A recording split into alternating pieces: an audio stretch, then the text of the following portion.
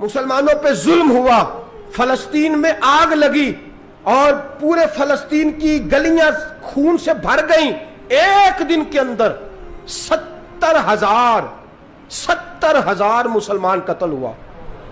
گھوڑوں سے سڑکوں پہ چلا نہیں جاتا تھا، گھوڑے پھسلتے تھے، اتنا خون تھا، اور کچی سڑکیں تھی، اتنا خون تھا۔ پہلے کچی زمین نے خون پیا، پھر خون اس سے باہر آیا، پھر بھی اتنا سخت 70,000 آدمی قتل ہوا۔ صلاح الدین ایوبی کون تھے؟ میرے غوث اعظم جیلانی کے مدرسے کے طالب علم تھے۔ جامعہ نظامیہ مدرسہ، یہ مدرسے ہیں جنہوں نے دین کے مجاہد پیدا کیے، مدارس ہیں جنہوں نے دین کے مجاہد پیدا کر کے پوری دنیا کے اندر پھیلائے ہیں۔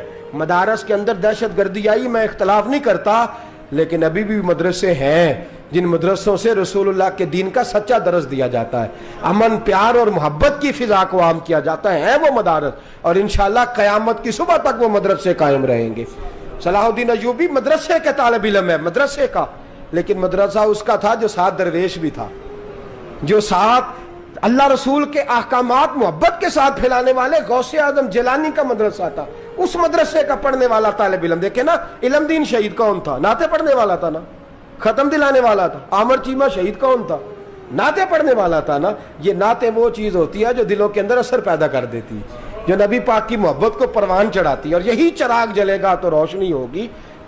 صلاح الدین ایوبی اکیلا اپنے دوستوں سے کہنے لگا مسلمانوں کی مدد چند سالوں میں نکلو، مدد کریں۔ انہوں نے کہا تیرے نکلنے سے کیا ہوگا؟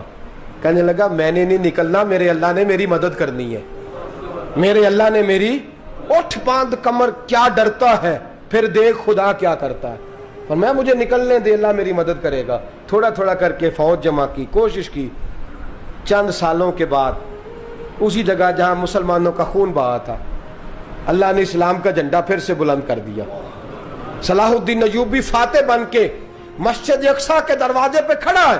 چند سال گزرے، عیسائیوں کا اپنا وہ ظلم ابھی یاد ہے، اور عیسائی سارے لیڈر کہتے ہیں تیاری کر لو، اب ہمارے بچے کاٹے جائیں گے، عورتیں بیوہ ہوں گی، گردنیں کٹیں گی، اب دیکھنا جتنا خون ہم نے بہایا تھا مسلمان اس سے دگنا بہائیں گے۔ صلاح الدین ایوبی گھوڑے پہ کھڑے ہیں اور پوچھتے ہیں او عیسائیوں بتاؤ تمہارے ساتھ کیا کروں؟ گردنیں جھک گئیں، جواب کوئی بھی نہیں۔ کہا تم نے 70,000 مسلمان ایک دن میں مارا تھا، بولو تمہارے ساتھ کیا کروں؟ تم نے ایک دن میں مسلمان یوں کاٹے جیسے گاجر مولی کاٹی جاتی ہے، بولو کیا کروں؟ عیسائی کہنے لگے ہمیں اپنے ظلم یاد ہیں، تشدد یاد ہے، بربریت یاد ہے، تو بہتر جانتا ہے تو نے کیا کرنا ہے۔ صلاح الدین ایوبی گھوڑے پہ فاتح کھڑا ہے، آنکھوں میں آنسو آئے، تڑپ کے رویا، کہنے لگا میں تمہارے ساتھ وہی سلوک کروں گا جو میرے مصطفیٰ نے قریش مکہ کے ساتھ فرمایا تھا، لا تصریب علیکم، جاؤ تم پر کوئی زیادتی نہیں، جاؤ تم آزاد ہو۔ اس نے کہا تو کر کیا رہا ہے؟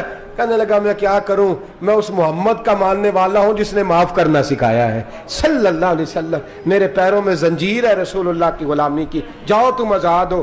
اس نے کہا تم آزاد ہو، لوگوں نے کلمہ پڑھنا شروع کر دیا، اشہد ان لا الہ الا اللہ واشہد ان محمدن عبدہ۔ سارے قبیلے کے کچھ نہ کچھ لوگ مسلمان، ایک قبیلہ رہ گیا مسلمان نہیں ہوتا۔ صلاح الدین ایوبی اپنے خیمے میں بیٹھے ہیں تو ایک بی بی آ گئی، اس قبیلے کا کوئی شخص مسلمان نہیں ہوتا۔ بی بی آئی، آ کے کہنے لگی میرے 4 بیٹے جنگ میں کھو گئے ہیں، چھوٹے چھوٹے بچے جنگ میں کھو گئے ہیں، مل نہیں رہے، فوجیوں کو حکم دے مجھے میرے بچے تلاش کر کے دیں۔ صلاح الدین ایوبی نے جھٹ پٹ سر پہ امامہ باندھا، نیزہ پکڑا، سینے بند باندھا، اپنے جبے کو سمیٹا اور باہر کہنے لگی تو کدھر جا رہا ہے؟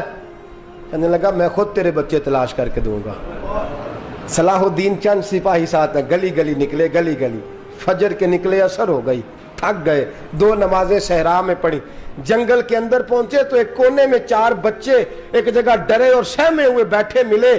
صلاح الدین ایوبی اٹھا کے لائے، ماں کو کہنے لگے تیرے بچے ہیں، نکلا اس لیے تھا کہ میرے نبی نے فرمایا بچے جدا ہوں تو ماں کو درد بڑا ہوتا ہے، اور میرے رسول نے فرمایا تھا جب جنگ کرنے جاؤ تو کھیت برباد نہ کرنا، فصلیں تباہ نہ کرنا، بچوں کو ماں سے جدا نہ کرنا۔